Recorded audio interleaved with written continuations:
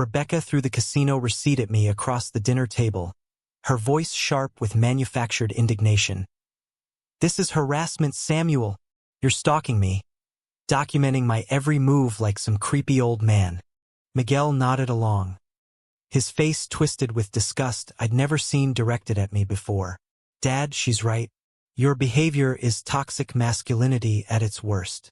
I said nothing, but something inside me shifted into perfect focus, like a carpenter's level finding true. 3 hours later, I was at my lawyer's office with a box of evidence that would destroy them both. Let me take you back to that same evening, because you need to understand how perfectly they'd orchestrated this family dinner. Miguel had insisted we meet at their favorite steakhouse, the one where they'd celebrated their anniversary just last month with money from my investment. Rebecca wore the diamond bracelet I'd helped Miguel buy for her birthday, her smile warm and genuine as she hugged me hello. "Samuel, you look wonderful," she said, squeezing my hands. "That new shirt really brings out your eyes." Miguel clapped me on the shoulder, grinning like the boy who used to help me in the workshop. "Dad, I'm so glad you could make it. We have some exciting updates about the store." We settled into our booth, and Rebecca leaned forward eagerly. "The boutique is doing better than we ever imagined. The fall collection sold out completely, and we're already booking holiday parties for styling consultations." "That's wonderful news," I said, meaning it. Maria would be so proud to see her insurance money helping build something beautiful. Miguel's face softened at the mention of his mother. "She really would, Dad. You know, she always believed in supporting family businesses." Rebecca reached across the table and covered my weathered hand with her soft one. "Samuel, I can't tell you how much your faith in us has meant. $52,000 was such a leap of faith, and we're determined to make you proud." "You already have," I replied, watching her eyes sparkle with what I thought was gratitude. "I've been thinking about maybe investing another $20,000 when the insurance settlement comes through next month." Their faces lit up simultaneously. Rebecca actually bounced a little in her seat. "Really? Oh, Samuel, that would be incredible. We could expand into that corner space next door.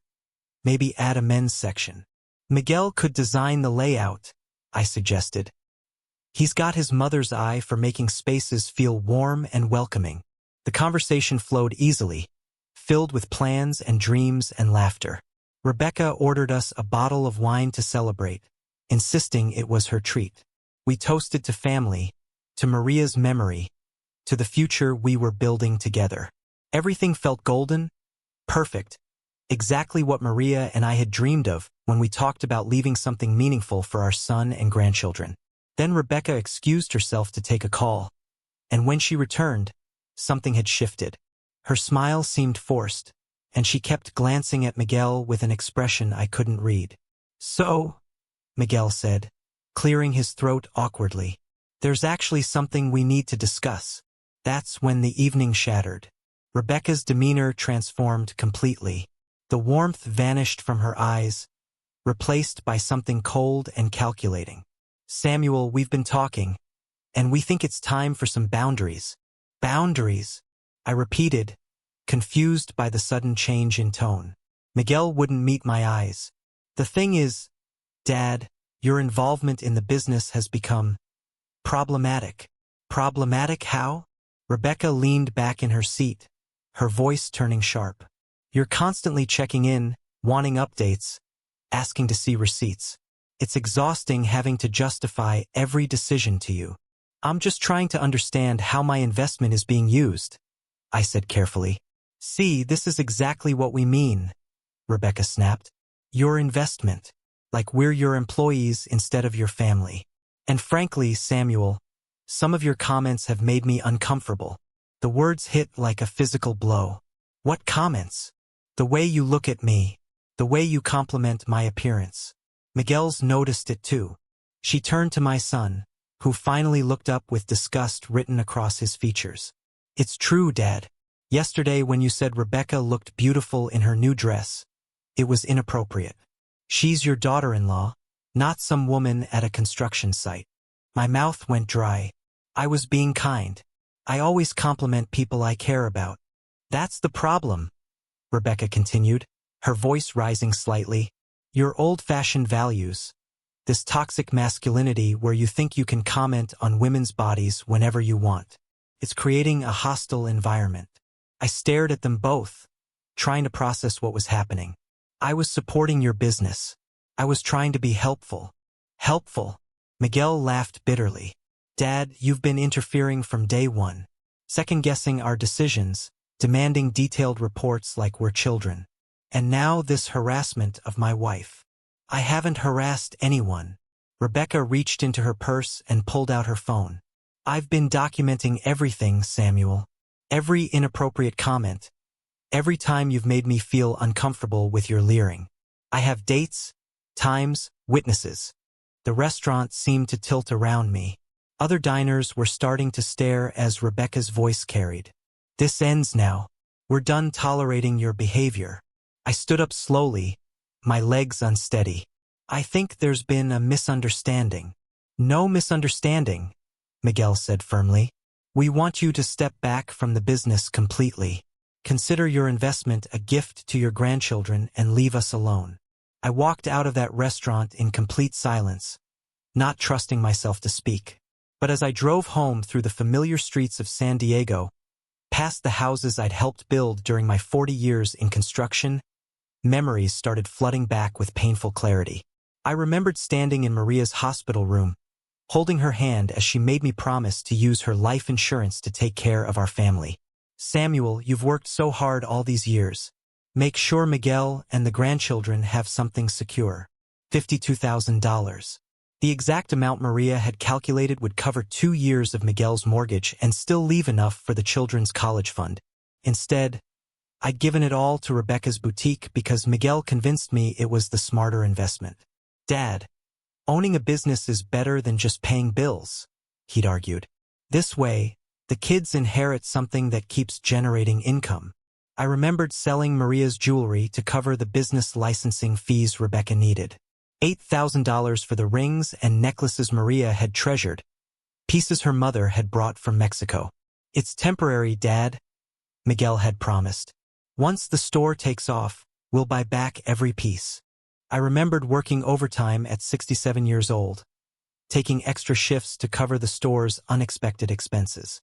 The new display cases Rebecca needed, the premium location rental she'd fallen in love with, the inventory for the grand opening that somehow cost twice what we'd budgeted. Every month for 11 months, I transferred my Social Security check directly to their business account.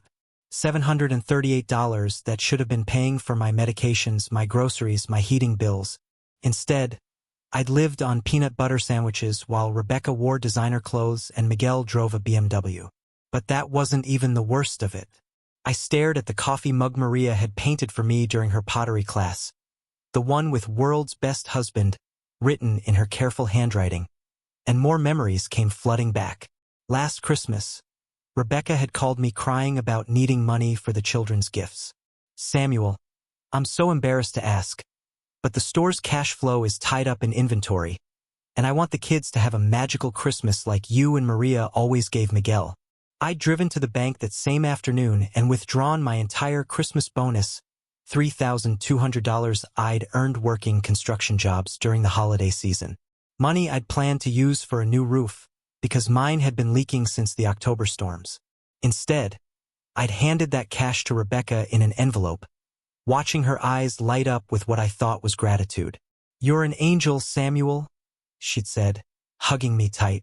The children will remember this Christmas forever. 2 weeks later, I'd seen those same Christmas gifts, a gaming system and expensive toys, being returned to Target while I was buying groceries. Rebecca was at the customer service counter, getting store credit and cash back, laughing with the clerk about buyer's remorse. She hadn't seen me in line 3 rows over, watching my Christmas bonus being converted back into spending money. That night, I'd lain in bed listening to rain drip into the bucket I'd placed under the leak, wondering why she'd needed cash for gifts she was planning to return anyway. Then there was the medical emergency in February. Miguel had called me at 6 in the morning, panic in his voice. Dad, Rebecca's in the emergency room. She collapsed at the store yesterday evening. They're running tests, but the insurance has a $5,000 deductible we can't cover. I'd been at the hospital within an hour, checkbook in hand. $5,000 from the money Maria and I had saved for my own medical expenses. The fund we'd built up knowing that at my age, health problems were inevitable. I'd signed that check without hesitation, terrified that something serious was wrong with the mother of my grandchildren. Rebecca had been sitting up in the hospital bed when I arrived, looking pale but alert.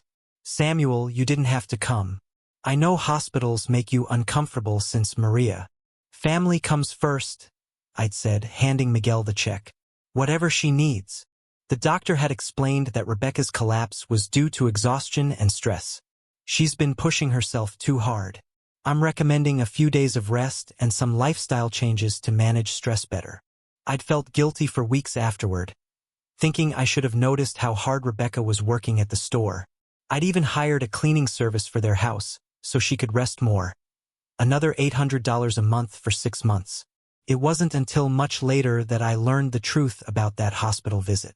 Rebecca hadn't collapsed from exhaustion. She'd collapsed in the casino bathroom after a 3-day gambling bender, and Miguel had driven her to the hospital to avoid embarrassing questions about where she'd really been. The $5,000 I'd given them for medical bills had gone straight back to the blackjack tables the following weekend. But the memory that hurt most was from just 2 months ago, in August. Miguel had called with news that Rebecca was pregnant again. A surprise 4th child that would complete their family.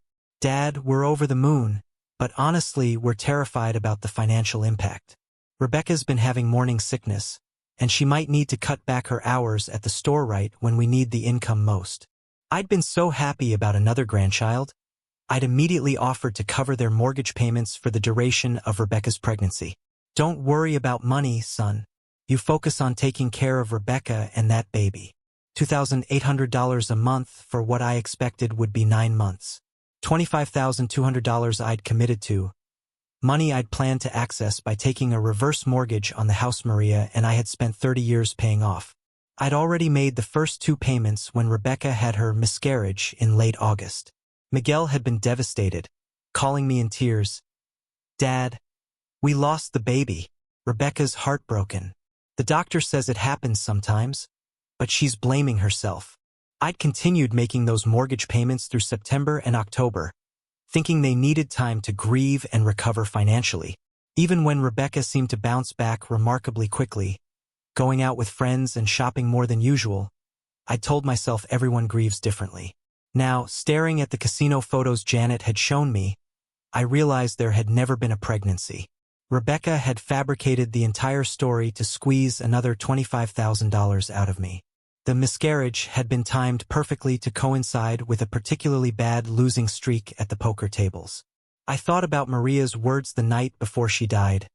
"Our son is good, Samuel, but he's weak. Watch out for people who might take advantage of that weakness." Now, sitting in my cold kitchen at midnight, I understood exactly what she'd meant. But more than that, I understood that Maria's insurance money wasn't the only thing Rebecca had stolen. She'd stolen my trust, my relationship with my son, my memories of family dinners and holiday celebrations. She turned every act of love into evidence of my supposed inadequacy. Every dollar I'd given them represented hours of my life, overtime shifts at construction sites, weekend projects I'd taken on despite my aging body's protests, Social Security money that should have been keeping me comfortable in my retirement years. I didn't cry. I calculated. The next morning, I drove to the bank and requested copies of every check, every transfer, every transaction related to Rebecca's boutique. Jennifer, my account manager, spread the papers across her desk with growing concern. "Mr. Rodriguez, these numbers don't look right," she said. "According to your statements, the business account has had massive cash withdrawals almost every week. Look here, $3,000 cash on October 15th. $2,500 on October 22nd. I studied the patterns she was showing me. Regular withdrawals, always in cash, always on the same days of the week. Tuesday nights and Friday afternoons. The next morning, I drove to the bank and requested copies of every check, every transfer, every transaction related to Rebecca's boutique. Jennifer, my account manager, spread the papers across her desk with growing concern. Mr. Rodriguez, these numbers don't look right, she said. According to your statements, the business account has had massive cash withdrawals almost every week. Look here, $3,000 cash on October 15th. $2,500 on October 22nd. I studied the patterns she was showing me. Regular withdrawals, always in cash, always on the same days of the week. Tuesday nights and Friday afternoons. The timing was too precise to be coincidental. Jennifer, I need to understand something. When someone makes cash withdrawals this large, this frequently, what are the usual reasons? She looked uncomfortable. Mr. Rodriguez, I can't speculate about your family's business practices, but these patterns are unusual for a retail operation. What would you do if this was your father's money? Her expression softened. I'd want answers.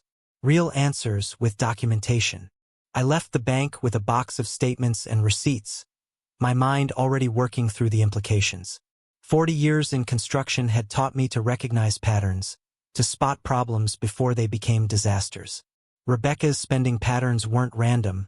They were systematic, purposeful, and completely disconnected from any legitimate business need. That afternoon, I called my nephew Carlos, who worked security at Pala Casino. Carlos, I need a favor. Can you check if someone's been gambling at your casino? That's against policy, Tio Samuel. It's Rebecca Martinez Rodriguez, my daughter-in-law. I think she's in trouble. A long pause. Give me her full name and date of birth. I'll see what I can find out. 2 hours later, Carlos called back, his voice tight with anger. Tio, you need to sit down. She's been coming here 3 times a week for 8 months. Last Tuesday alone, she lost $4,700 at the blackjack tables. My hands started shaking. How much total? I can't give you exact numbers, but I can tell you she's been banned from the poker room for aggressive behavior when she's losing. The pit bosses call her the angry lady because she screams at dealers when the cards don't go her way. Carlos, I need you to understand something. The money she's been losing, it's not hers. It's stolen. Jesus, Tio. How much did she take? Everything. My life savings, Maria's insurance money, money I borrowed against the house. The words felt like admitting to my own stupidity, but Carlos needed to understand the scope of what we were dealing with. What do you need me to do? I need documentation. Whatever you can legally provide that shows her gambling activity. I'm hiring a private investigator, and she'll need evidence. I'll make some calls. There are ways to document this legally if it's part of a theft investigation. That evening, I sat in my pickup truck across from the casino parking garage, waiting. At 8:15, Rebecca's white Mercedes pulled in. I watched her walk through the entrance, her face set with the determination of someone feeding an addiction. I followed her inside, staying far enough back to avoid detection. The casino was loud, bright, designed to disorient and excite. Slot machines chimed constantly, and the air was thick with cigarette smoke and desperation. Rebecca went straight to the high-limit blackjack tables, pulling out thick rolls of cash. Our cash. Maria's insurance money. My Social Security payments. She placed $500 bets like they were quarters, her movements quick and practiced. I found a slot machine with a clear view of her table and settled in, feeding it $20 bills while I watched the woman who destroyed my family systematically gambling away everything I'd worked for. Over the next 2 hours, I watched Rebecca lose nearly $3,000. When she lost, her face twisted with fury. When she won, she immediately doubled her bets, chasing bigger thrills. This wasn't recreational gambling. This was compulsive, destructive, and completely out of control. The most chilling moment came when her phone rang during a particularly bad streak. I couldn't hear her words, but I could read her lips.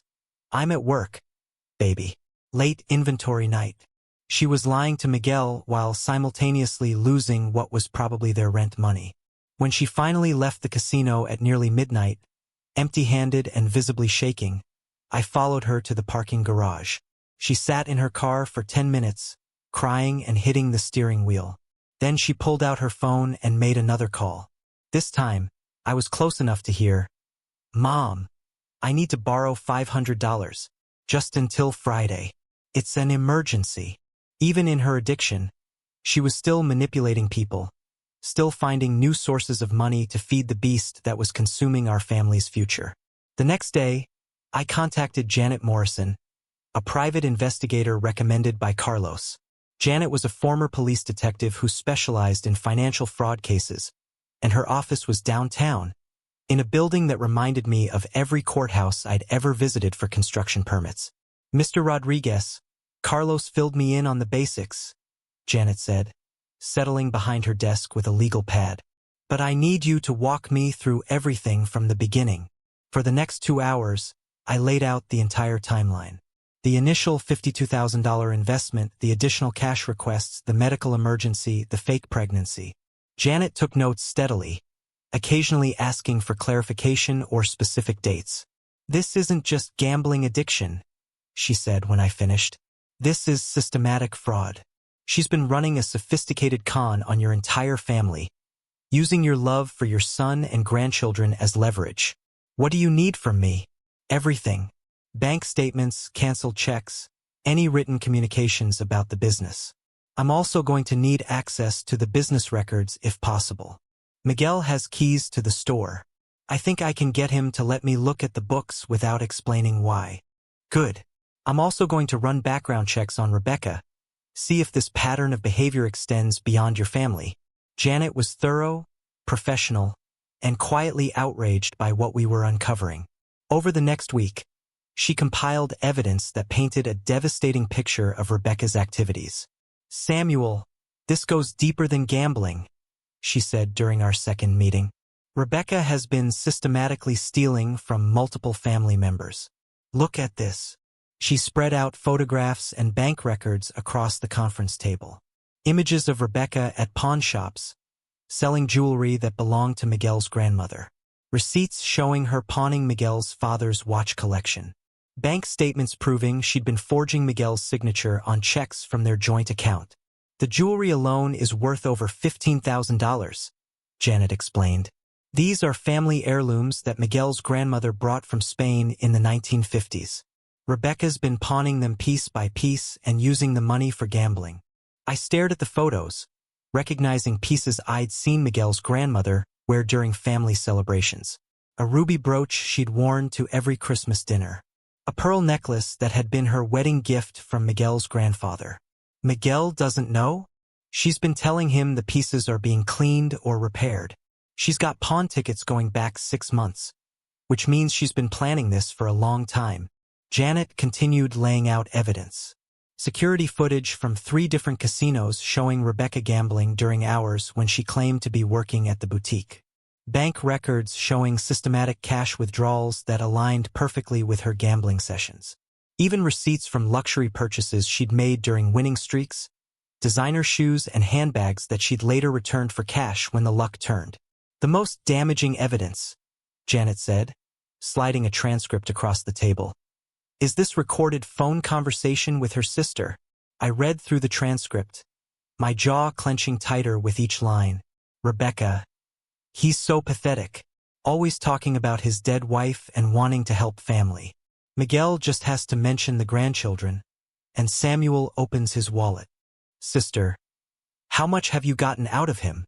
"Rebecca, almost 70,000 total, if you count all the extra cash. The idiot doesn't even track where the money goes. I told him I needed 15,000 for inventory last month, and he gave it to me in cash the same day. Sister, what if he finds out about the gambling?" "Rebecca, he won't. And if he does, I'll just claim he was harassing me. Miguel will believe me over his father any day. I've already been planting seeds about Samuel being inappropriate with me." "Sister, that's brilliant. Make him the bad guy if he tries to expose you." "Rebecca, exactly. Miguel's so guilty about his mother's death, he'll do anything to protect his new family, including throwing his father under the bus." The casual cruelty in her words was breathtaking. She'd not only stolen our money but had been planning to destroy my relationship with my son if I ever discovered her theft. "Janet, I want her prosecuted to the fullest extent of the law. We have enough evidence for multiple felony charges: theft, fraud, forgery. But Samuel, I need to warn you. This is going to get ugly. She's not going to go quietly. I don't care anymore. She's stolen everything I had. And now she's trying to steal my son. Janet nodded, making notes on her legal pad. We'll need to coordinate with the district attorney's office. I recommend documenting a few more gambling sessions, just to establish the ongoing pattern. Can you handle watching her for another week or two? I can handle whatever it takes. But watching Rebecca gamble away my life's work for another 10 days was like witnessing a slow-motion car accident. Every night, I sat in that casino, feeding coins into slot machines while she systematically destroyed what was left of our family's financial security. On the worst night, I watched her lose $8,000 in 3 hours. $8,000 that could have paid for my medications for a year, or fixed my roof, or covered the property taxes I'd been struggling to pay. She lost it with the detached efficiency of someone who'd long ago stopped thinking of money as real. The most disgusting moment came when she won a small jackpot, about $1,200, and immediately called Miguel to tell him the boutique had had a great sales day. She was celebrating her theft while stealing credit for income that existed only in her lies. By the time Janet and I had compiled our complete case file, we had evidence of over $78,000 in theft and fraud. The gambling losses, the pawn jewelry, the forged checks, the fictional business expenses. It all added up to a systematic looting of our family that had been going on for almost a year. Samuel, Janet said during our final meeting before confronting Miguel, I want you to be prepared for your son's reaction. He's going to be devastated. His whole world is about to collapse. His world has already collapsed, I replied. He just doesn't know it yet. She's not just addicted to gambling, Janet explained. She's a skilled manipulator who's been running a long con on your entire family. The evidence was devastating. Casino security footage showing Rebecca losing thousands of dollars in single nights. Pawn shop records proving she'd stolen family heirlooms. Bank statements showing systematic theft from the business account over 11 months. But the most damaging evidence was the recorded phone conversation Janet had obtained through legal channels. Rebecca talking to her sister about how easy it was to manipulate the old Mexican man into giving her money. He's so pathetic. Rebecca's voice came through the speakers clearly. Always talking about his dead wife and wanting to help family. Miguel just has to mention the grandchildren, and Samuel opens his wallet. Her sister's laughter was audible on the recording. How much have you gotten out of him? Almost 70,000 total, if you count all the extra cash. The idiot doesn't even track where the money goes. I told him I needed 15,000 for inventory last month, and he gave it to me in cash the same day. What if he finds out about the gambling? He won't. And if he does, I'll just claim he was harassing me. Miguel will believe me over his father any day. I listened to that recording 3 times, my jaw clenching tighter with each replay. The casual cruelty in her voice, the complete lack of remorse, the way she laughed about my grief over Maria. On the morning of Miguel's 35th birthday, I called and asked if I could take them both to lunch. I want to apologize, I told him. I think I've been too involved in your business affairs. Dad, you don't need to apologize. We were all stressed that night. No, son.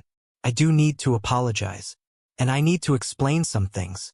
We met at the same steakhouse where they'd ambushed me 3 weeks earlier. This time, I came prepared with Janet's evidence folder, my hands steady despite the gravity of what I was about to reveal. Rebecca looked nervous the moment she saw me, her eyes darting to the manila envelope I placed on the table. She dressed carefully for this lunch. A conservative blouse, minimal makeup, the image of a concerned daughter-in-law ready to make peace. Before we order, I said, I have something to show you both.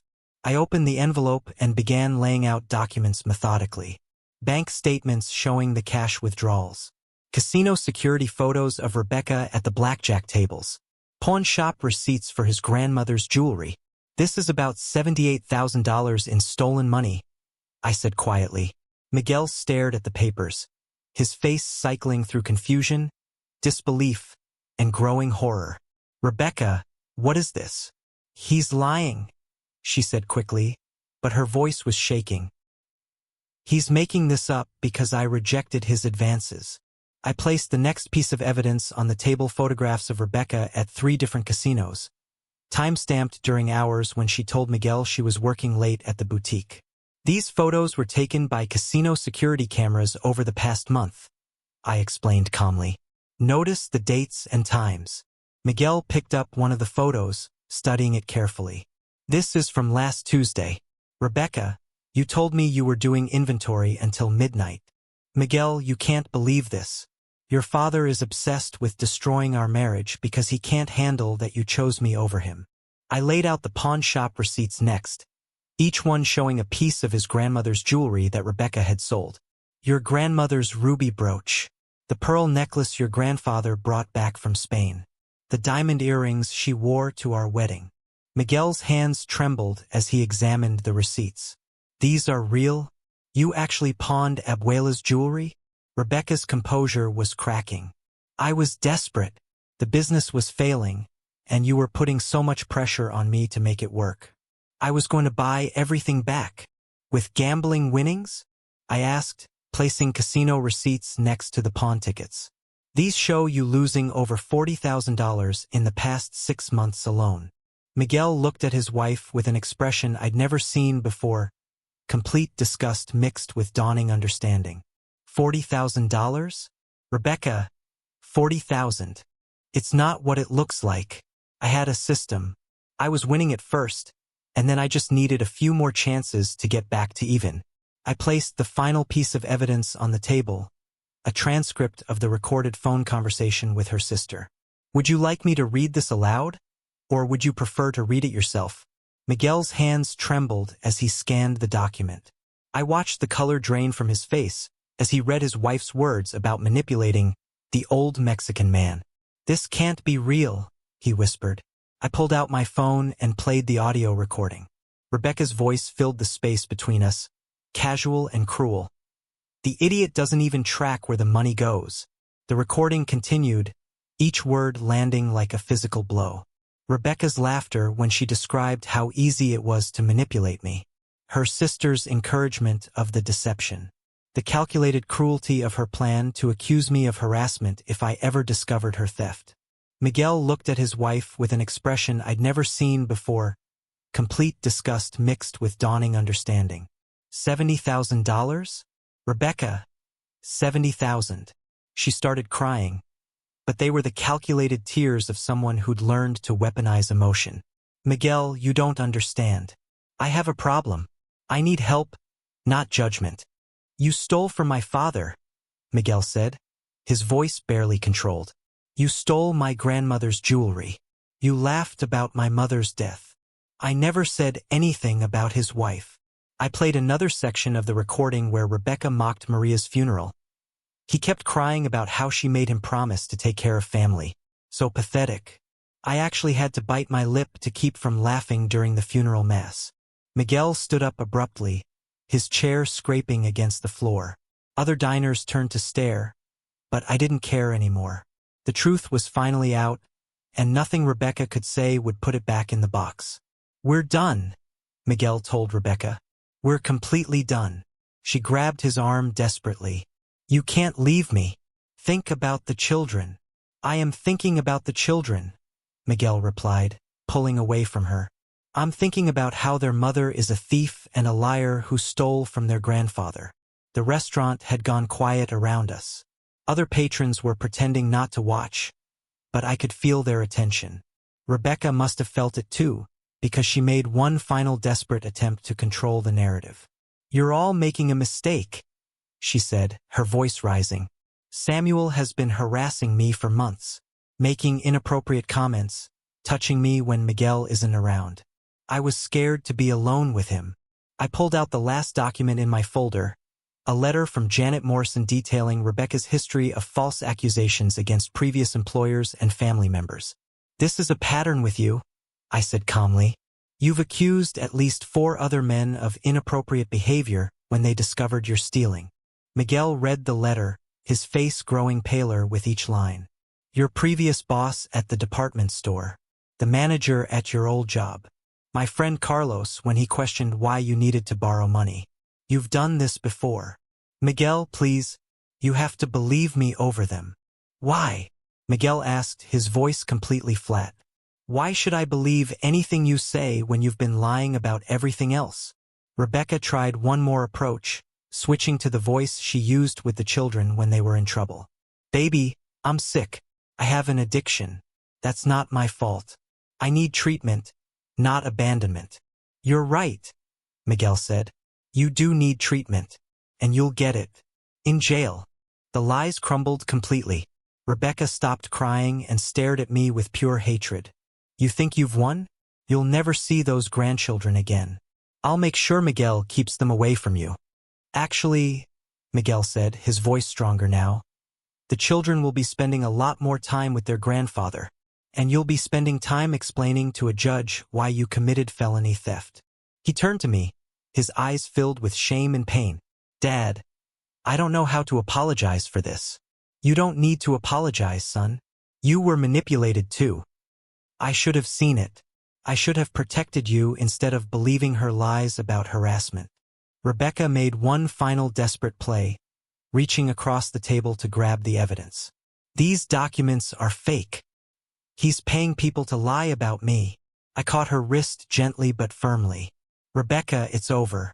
The district attorney already has copies of everything. Destroying these won't change anything. She jerked her hand away and stood up. Her mask finally completely dropped. You destroyed my life, you bitter old man. You couldn't stand that Miguel chose me over you. No, I replied, standing to face her. You destroyed your own life. I just stopped letting you destroy mine. She stormed out of the restaurant, leaving Miguel and me sitting among the scattered evidence of her crimes. My son looked exhausted, aged by the revelation of how completely he'd been deceived. Dad, how long have you known? 3 weeks. I hired the private investigator the day after you accused me of harassment. I can't believe I said those things to you. I can't believe I chose her word over yours.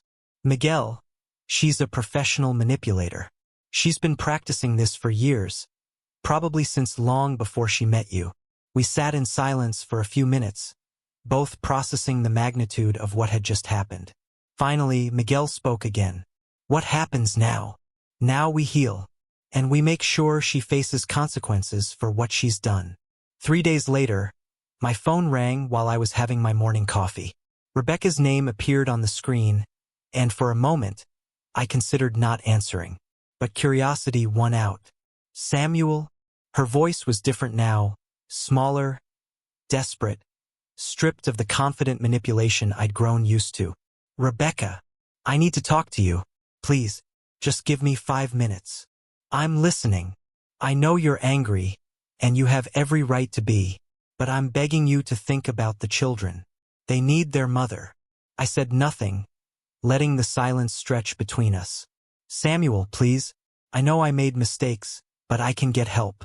I can go to rehab, pay you back everything. But if I go to jail, the kids will be traumatized. You don't want that, do you? Rebecca, you should have thought about the children before you stole their college fund. Her voice cracked, and for the first time, the emotion sounded genuine. I never meant for it to go this far. It started small, just borrowing a little when I was behind on bills. Then I won some money gambling, and I thought I could fix everything. But it got out of control. How long have you been gambling? 2 years. Maybe 3. I don't remember exactly when it started. So this began long before you asked for my investment. A long pause. Yes. Which means you were already planning to steal from us when you asked for Maria's insurance money. It wasn't like that. I really thought the business would work. I thought if I could just win enough to get caught up, everything would be fine. I felt a flash of the old anger, but it was quickly replaced by something colder. Rebecca, do you understand what you've done? Really understand? I made mistakes. No, you didn't make mistakes. You made choices. You chose to steal from your children's grandfather. You chose to gamble away their future. You chose to lie to your husband for years. And when you got caught, you chose to try to destroy my relationship with my son by accusing me of harassment. Her breathing was shaky on the other end of the line. I was scared. I didn't know what else to do. You could have told the truth. At any point in the last year, you could have admitted you had a problem and asked for help. You wouldn't have helped me if you knew I was gambling. You're right. I wouldn't have enabled your addiction. But I might have helped you get treatment. Will you help me now? Please, Samuel. I'm begging you. Don't press charges. Let me go to rehab instead. Let me try to make this right. I thought about Maria, about the life insurance money she'd left specifically to take care of our family. I thought about the nights I'd eaten peanut butter sandwiches while Rebecca wore designer clothes bought with money she'd stolen from us. Rebecca, what you're asking me to do is let you escape the consequences of your choices. You want me to prioritize your comfort over justice. I want you to prioritize your grandchildren over revenge. The word hung in the air between us. Revenge. Is that what this was? This isn't about revenge, I said finally. This is about accountability. You stole nearly $80,000 from our family. You destroyed trust that took years to build. You tried to destroy my relationship with my son. Those actions have consequences. But the children will be better off with a mother who's learned that actions have consequences than with a mother who believes she can manipulate her way out of anything. I could hear her crying now, but I felt nothing. No satisfaction, no sympathy, no regret. Just a cold certainty that this was the right choice. Samuel, please. I'll do anything. I'll sign over my share of the business. Give you the deed to the house. Anything you want. What I want is something you can't give me. I want the last year of my life back. I want Maria's insurance money back. I want my son to never have doubted me. You can't give me any of that. I can pay you back. Every penny. I'll get a job, work 3 jobs if I have to. With what? You can't even pay your rent without stealing. You pawned your grandmother-in-law's jewelry for gambling money. What exactly do you have left to offer? The silence stretched for nearly a minute. When she spoke again, her voice was barely a whisper. I have nothing left. No, I said. You have one thing left. You have the opportunity to face what you've done honestly, accept responsibility, and maybe, eventually, rebuild a relationship with your children based on truth instead of manipulation. They'll hate me. They might. But they'll respect you more for accepting consequences than they would for watching you manipulate your way out of them again. I hung up and sat in my kitchen, looking around at the home Maria and I had built together. For the first time in months, it felt peaceful. Idiot doesn't even track where the money goes. Miguel looked at his wife with an expression I'd never seen before, complete disgust mixed with dawning understanding. $70,000? Rebecca, $70,000. She started crying, but they were the calculated tears of someone who'd learned to weaponize emotion. Miguel, you don't understand. I have a problem. I need help, not judgment. You stole from my father, Miguel said, his voice barely controlled. You stole my grandmother's jewelry. You laughed about my mother's death. I never said anything about his wife. I played another section of the recording where Rebecca mocked Maria's funeral. He kept crying about how she made him promise to take care of family. So pathetic. Miguel stood up abruptly, his chair scraping against the floor. Other diners turned to stare, but I didn't care anymore. We're done, Miguel told Rebecca. We're completely done. She grabbed his arm desperately. You can't leave me. Think about the children. I am thinking about the children, Miguel replied, pulling away from her.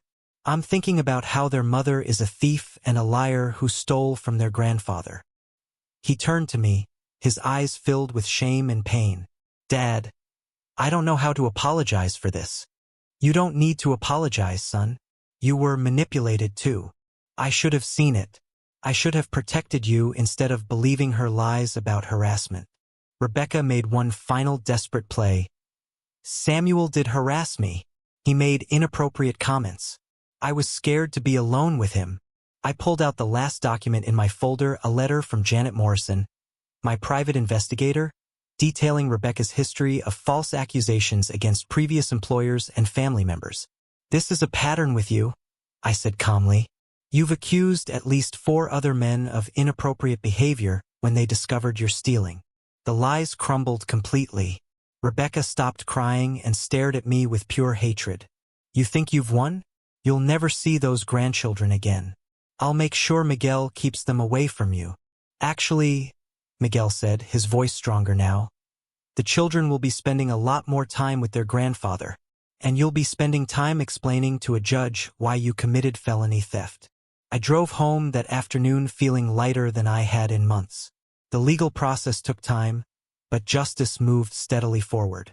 Rebecca faced criminal charges for theft and fraud. The casino receipts and bank records made the case ironclad. Miguel filed for divorce and full custody of the children. Rebecca's gambling addiction and financial crimes made it an easy decision for the family court judge. She was required to attend gambling addiction treatment and supervised visits only. I recovered $31,000 through the legal process, or not everything, but enough to establish college funds for my grandchildren that Rebecca could never touch. The remaining money was gone, lost to casino tables and Rebecca's desperate attempts to chase her losses with bigger bets. 6 months later, I ran into Rebecca at the grocery store. She was working as a cashier, living in a studio apartment across town. Her designer clothes were gone, replaced by a faded uniform shirt. The BMW had been repossessed months earlier. She avoided eye contact, but I stopped at her register anyway. As she scanned my items, I spoke quietly enough that only she could hear. I hope you're getting the help you need, Rebecca. She looked up then, her eyes filled with resentment. You destroyed my life. No, I replied, counting out exact change. You destroyed your own life. I just stopped letting you destroy mine. Today, I'm building a treehouse in my backyard for my grandchildren. Miguel brings them over every weekend, and we work together with our hands the way his mother and I always dreamed. The kids laugh and help measure boards, learning the satisfaction of creating something that will last. The $52,000 Maria left us didn't create the financial security we'd hoped for, but it taught us something more valuable. It showed us the difference between people who deserve our trust and people who exploit our love. Sometimes the best investment isn't money at all. Sometimes it's learning to recognize the people who truly belong in your family and protecting them from those who don't. If you liked this story, please like this video, subscribe to the channel and share your impressions in the comments below.